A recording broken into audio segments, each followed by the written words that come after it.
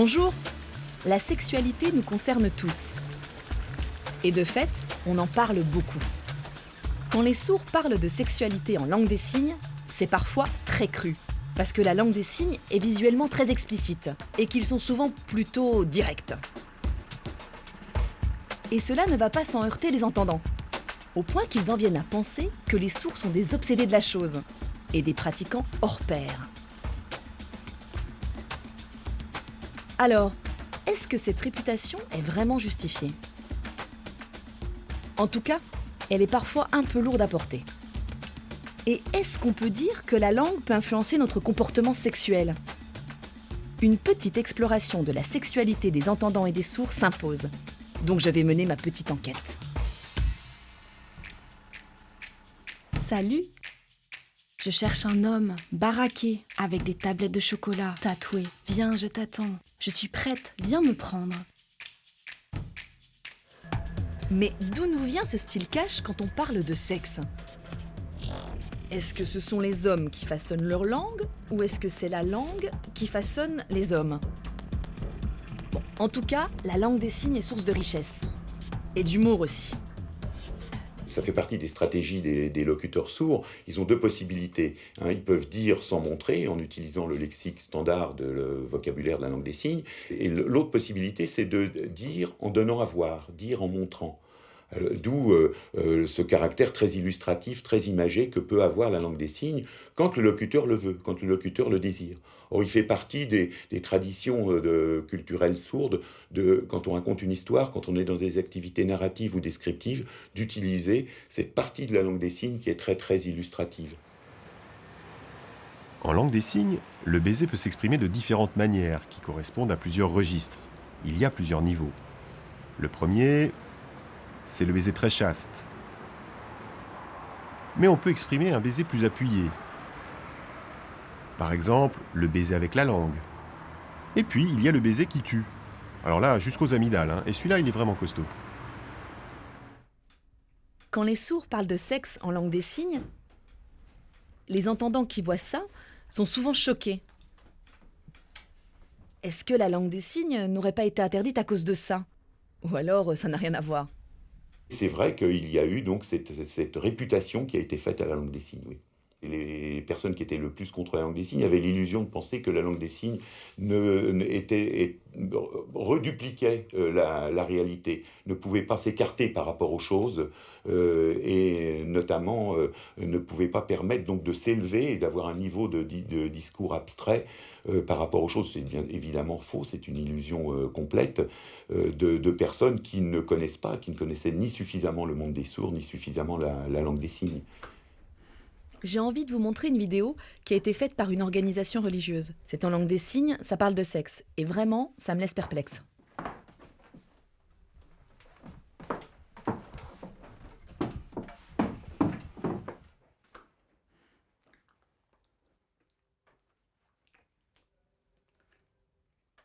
Ouais.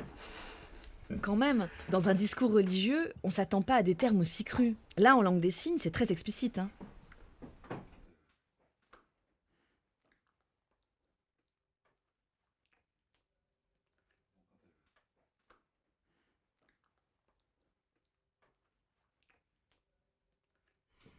Effectivement, il donne beaucoup de lui-même dans cette explication.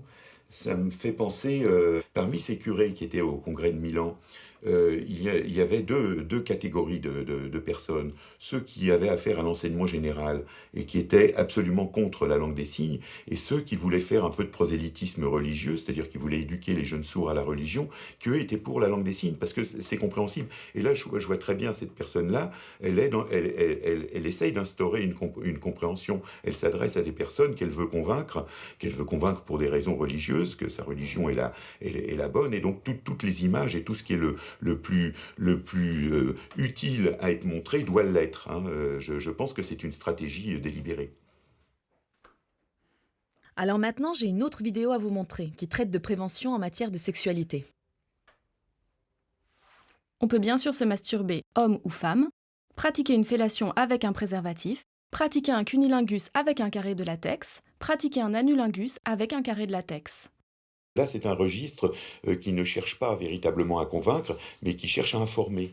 Et donc, on se rapproche beaucoup plus d'un discours scientifique avec moins de détails explicites.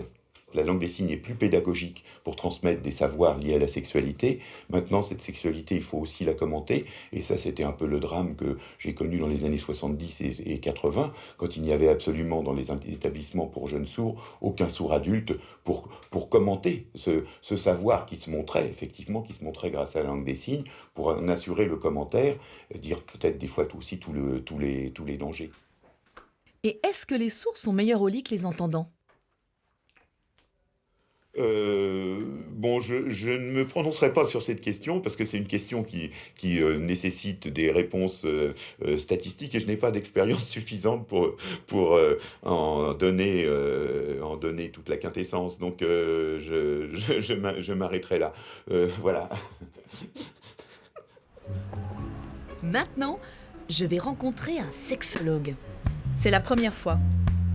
Et je vais voir s'il peut m'éclairer sur nos comportements sexuels.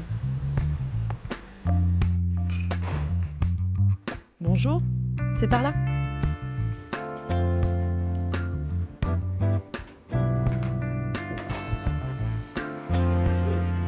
Bonjour. Qu'est-ce qui vous arrive ? Alors, c'est la première fois que je rencontre un médecin sexologue. Je ne connais pas cette spécialité. Je me demande en quoi consiste votre rôle.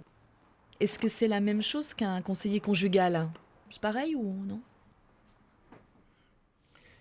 Alors, la grande différence qu'il y a entre les conseillers conjugaux et les sexologues, c'est que les conseillers conjugaux se limitent à s'occuper de ce qui se passe entre les deux partenaires, pas obligatoirement au niveau sexuel, plutôt au niveau psychologique, au niveau relationnel, et alors que les sexologues peuvent s'occuper éventuellement de ça, mais aussi de qu'est-ce qui ne va pas dans le rapport sexuel.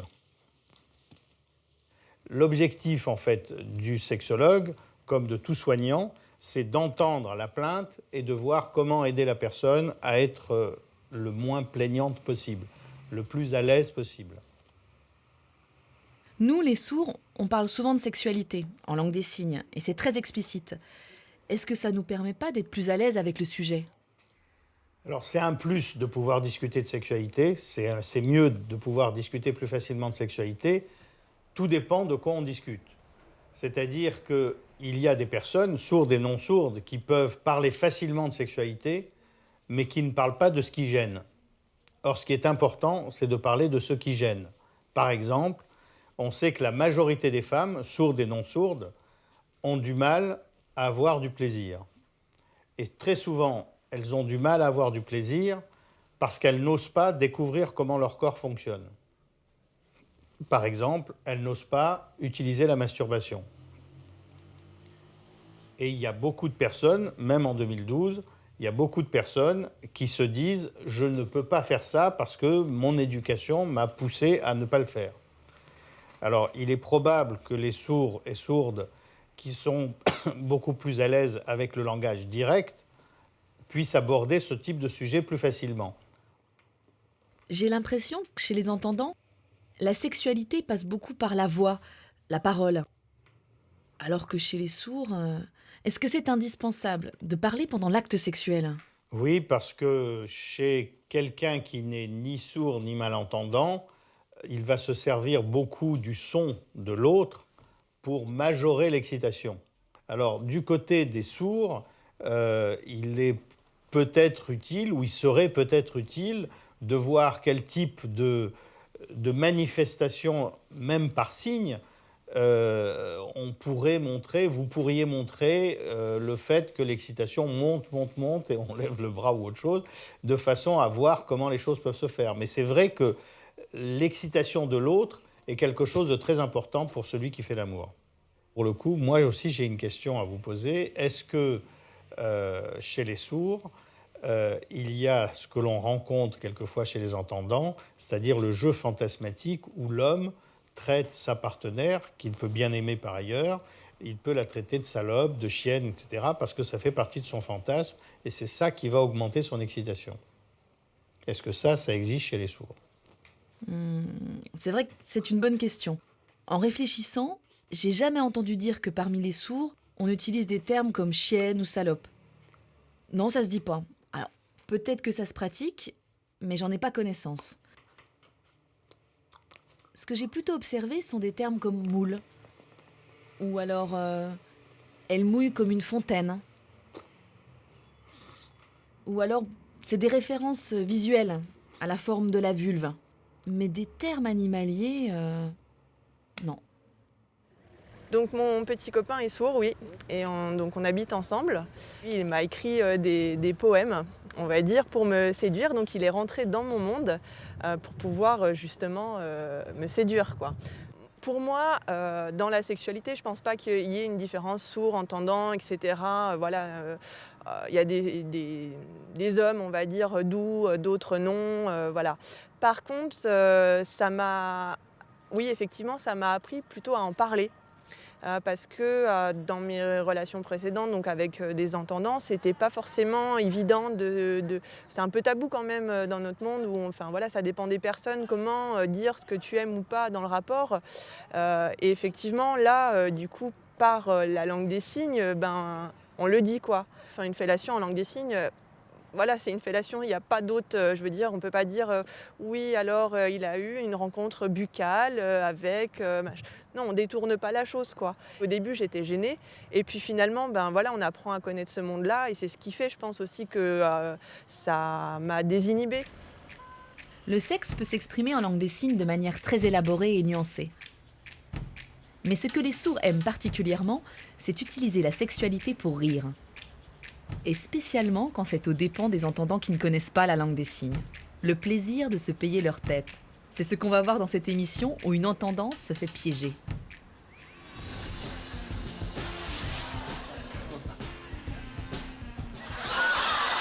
For the right amount of money, would you eat a scorpion? Never eat a scorpion. A lot of your tantrums seem quite tongue-in-cheek, were they? What do you mean tongue-in-cheek?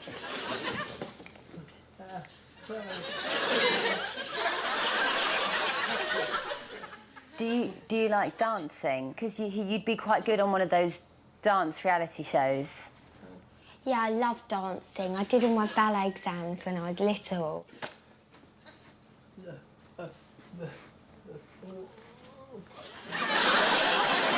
You like darts? Because you'd be quite good on a dart show if you got a bullseye. Something to do with throwing something.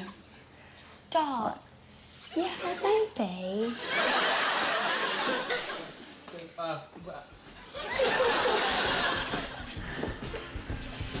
Sorry, I think he's got the shits.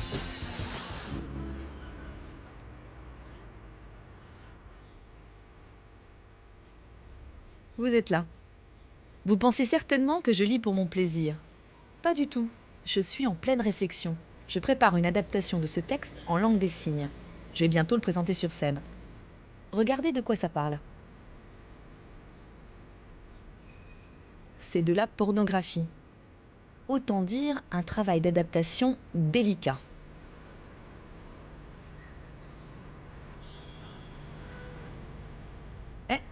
C'est l'heure de mon rendez-vous. Vous venez avec moi ?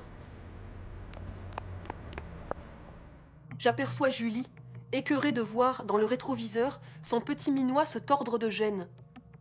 Je la sollicite. Nous discutons toutes les deux comme si rien ne se passait derrière, comme pour retarder les gémissements qui bientôt couleront de sa bouche la garce. Mais justement, la question qu'on se posait au moment du début de l'adaptation. Et puis elle entend un peu un bruit de tissu et de soie. Donc ça veut dire qu'elle devine que c'est la culotte. Elle devine que c'est la culotte derrière. Je jette un coup d'œil derrière. Voilà. Je vois ses fesses, blanches, toutes douces. Ces fesses-là, enfin, je sais pas comment les... Faut que je me retourne et que je vois ces fesses là comme ça alors. Oui, en fait, moi j'imaginais. Elles sont devant ou comment? Non, derrière. Non. Elle se retourne comme ça et elle capte d'avoir vu des fesses, en effet. Mais Paul met son doigt. Je lui réagis. Je lui fais comme ça, mais comment il met sa main, il met son doigt. Mais dis-moi comment il fait exactement. Qu'est-ce qu'il met qu'est-ce qu'il lui met? Elle se redresse. Elle se redresse quand il met sa main ou Non. Non. Non, puisqu'elle est toujours à pour moi elle a 4 pattes là. Mais c'est son autre main, Paul. C'est sa main qui est au plus près, ça peut pas être comme ça. C'est pour ça c'est juste d'ailleurs ce que tu fais. Non. C'est vrai que c'est marrant, on voyait les choses différemment. Les entendons juste à des phrases en fait et vous oubliez du coup concrètement comment ça peut marcher. Ouais. En fait, j'ai remarqué, on n'a pas les mêmes repères. Pour nous c'est super important, c'est comment ça se fait. Et oui. Et puis en plus là le truc c'est que comment dire, elle est Je me rappelle, quand tu m'as fait cette proposition, j'ai lu le livre et je me suis dit « Oh là là, on est sur un registre totalement porno là ». Mais pourquoi pas? J'ai eu envie et j'ai été partante. Parce que c'est atypique. C'est pas comme quand on parle de sexe entre sourds, en langue des signes. Bon, on y va entre sourds, hein, plus que chez les entendants d'ailleurs. Là, dans ce livre, ça va plus loin. Il y a des émotions, des sentiments, de la séduction, du charme. C'est pas comique, plutôt pervers, un peu sadique. C'est fort, hein. Je suis un peu inquiète à l'idée de monter sur scène pour présenter ça, hein. Moi, je me suis dit, compte tenu de la difficulté du français écrit, c'est pas une lecture facile. Et du coup, qu'est-ce qui reste comme culture érotique pour les sourds? Les films porno, qui sont pas d'un niveau en général très intéressant. Et donc, je me suis dit, c'est aussi permettre l'accès à cette culture-là. C'est vrai que moi, par exemple, ça je découvre aussi. C'est-à-dire que moi, quand je le lis, ce qui est d'ailleurs assez jouissif, moi je me souviens très bien à la Musardine, c'est-à-dire qu'en fait, y a une petite distance qui me permet, moi, avec les mots, ça peut être troublant, mais pas tant que ça, en fait, pour moi. J'ai l'impression d'avoir quand même un contrôle sur ce que je fais. Après, je vois l'engagement physique qu'il peut y avoir dans la langue des signes, et je me dis, en effet, c'est pas le même recul, c'est pas la même distance. Vous venez de me voir dans mon travail de comédienne. Un travail d'adaptation très intéressant. Et là, je remets ma casquette d'enquêtrice pour poursuivre mon exploration de la langue des signes sous la ceinture.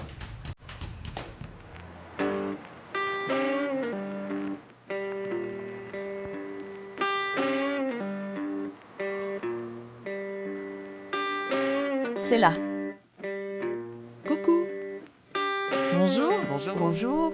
Tu arrives à l'instant? Oui, j'arrive juste là. Et je tombe sur vous. On va s'asseoir? Oui. Ah oui, on sera mieux.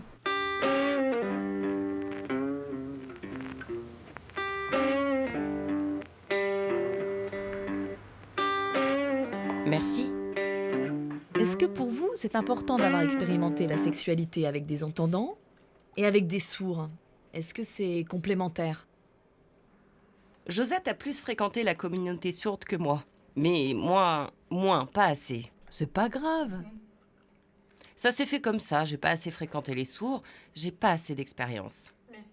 Oui, mais avec les entendants, t'as quand même une sacrée expérience. Oui, plus avec les entendants. Moi, ça a été plus les entendants. Ça a toujours été facile pour moi de communiquer avec eux. Ça m'a jamais posé de problème. Ils mimaient, je mimais aussi. Quand ils connaissaient ma voix, ils me comprenaient. Je lisais facilement sur les lèvres. Pour moi, ce qui est important, c'est l'amour pour la personne, l'affection. Mais autrefois, on ne parlait pas de ces choses-là. Moi, j'ai commencé tard. En fait, ça a commencé à mon travail, quand j'ai rencontré mon patron. J'étais déjà mariée, jeune mariée. Et une fois, il m'a demandé « Comment vous faites l'amour la nuit? Vous pouvez pas parler? Vous entendez pas ?» J'étais choquée. J'ai répondu « C'est pas la peine de parler, on a nos mains. Les animaux aussi font l'amour, c'est simple. » Pas besoin de paroles. Il était surpris. Par la suite, il est revenu me voir. Il me regardait. Je sentais bien qu'il avait envie de moi, qu'il était curieux de savoir comment c'était avec une sourde. Et moi, j'étais curieuse de savoir comment c'était avec un entendant. Au début, il venait, il posait sa main sur mon épaule. Je me sentais toute chose. Un jour, il m'a fait une bise sur la joue. Et finalement, on s'est embrassés. Après, j'avais le cœur qui battait la chamade. Et en sortant du travail, j'étais inquiète. Je pensais, je peux quand même pas tromper mon mari au bout d'un an de mariage. J'en menais pas large. Oh, et puis, tant pis. Le lendemain matin, je suis arrivée au travail, on s'est regardé, on s'est dit bonjour et on a continué. On est devenus amants. On l'a été longtemps, mais on n'a jamais dormi dans le même lit. Moi, à l'inverse, ça a toujours été plus difficile de draguer les entendants. Avant, je m'en fichais. Et puis ça a changé, au moment du réveil sourd, quand j'ai pris conscience de mon identité sourde. À ce moment-là, quand je rencontrais les entendants, j'étais assez provocante en langue des signes, excessive pour les mettre mal à l'aise. Ça me faisait plaisir de les embarrasser. Je voulais bien être amie avec eux à la condition qu'ils apprennent la langue des signes. Mais coucher avec un entendant, c'était seulement pour le plaisir. J'aurais pas pu faire ma vie avec, c'était pas possible. Pas possible. Même s'il y a plus d'hommes entendants que de sourds, j'ai toujours été plus attirée par les sourds. Ils sont plus vivants, ils ont la langue des signes, ils sont chaleureux, plus drôles, c'est plus agréable. Et les entendants, ils parlent. Ils m'ont toujours moins attirée. Là, ce soir, il y a un sourd qui organise une vente de sex-toys. Des canards, des trucs comme ça. Je suis curieuse de voir ça. J'y vais. Une vente de godemichés, ah oui? Ça m'intéresse. Je serais curieuse de voir ça. Ça se passe où? Ah oui, c'est où? C'est chez quelqu'un? Oui, c'est une réunion à domicile. Ah, moi, je me tâtais d'en acheter un et j'ai une amie qui m'a conseillé de le faire en me disant que ça procurait du plaisir, que c'était important pour la santé et que de pratiquer ça de temps en temps, ça faisait du bien au moral.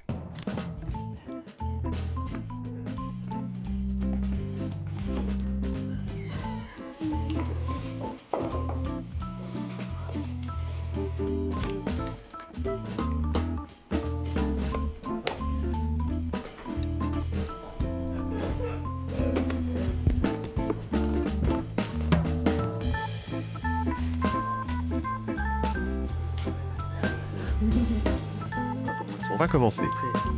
La présentation se fera en 4 parties. La lingerie, les produits, les jeux de couple, et pour finir, les jouets intimes. Moi, j'ai une question. Est-ce qu'il y a des travaux pratiques? Après, ça j'en parlerai après.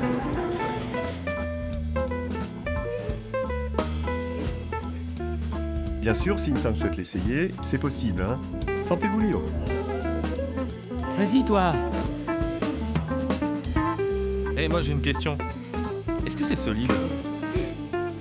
Ça se déchire pas? Ah, formidable, on peut y aller alors.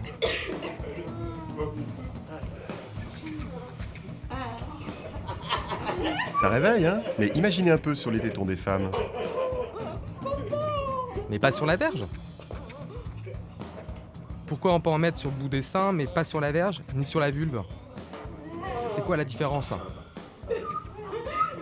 Alors, pour la verge, j'ai d'autres produits. Patientez un petit peu. Pour ceux qui ont eu cette expérience, est-ce qu'il y a une différence entre faire l'amour avec un entendant et faire l'amour avec un sourd? Ah oui. Ouais, il y a une différence. J'ai couché avec des entendantes quand j'étais jeune. Il y a une phase de séduction, et ensuite on se retrouve au lit. Et pendant le rapport, comme je suis visuellement très attentif, elles me trouvaient super. Mais moi, j'étais jamais sûr de les avoir fait jouir. Avec une sourde, c'est différent. La différence, c'est qu'une entendante va dire « encore, encore », pas une sourde. Avec les entendantes, ça passe par la voix. Chez une sourde, tout s'exprime par le visage, les expressions. Un petit coup d'œil, un rictus. C'est comme ça que je comprends si elle en veut encore, ce qu'elle attend de moi. Entre nous, on se comprend. Moi, je suis moins concentré avec un entendant. Je suis plus concentré avec un sourd. Je suis 100% présent dans le regard, dans le corps à corps. Avec des entendants, il y a des choses qui se disent à la voix. Oui, encore, encore. Mais moi, ces mots-là, j'en ai rien à faire. Les oui, encore. Tous ces petits mots. Ça m'enquiquine, moi. C'est pas mon truc. Moi, je préfère faire l'amour avec un sourd. Étale bien, hein? Ah, t'imagines si t'en mets sur les parties?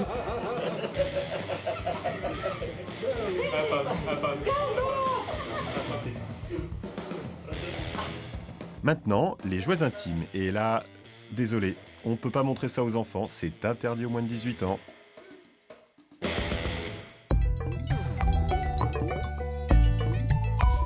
Wow.